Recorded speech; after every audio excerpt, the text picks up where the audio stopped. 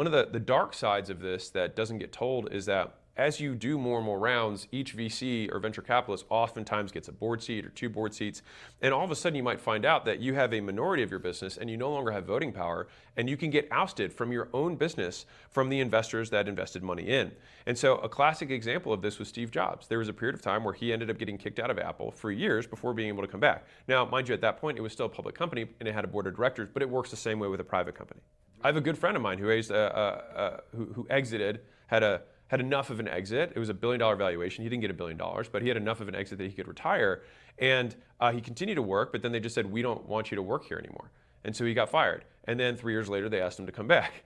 And so it's very common to think, oh, this founder doesn't really know what he's doing. But the thing is, the founder always knows the heart and the pulse of the business, because you're the one who knows each of the problems and why everything exists the way it does. In terms of wealth creation, when you take, let's say, 100 of these bets, you can get supremely wealthy.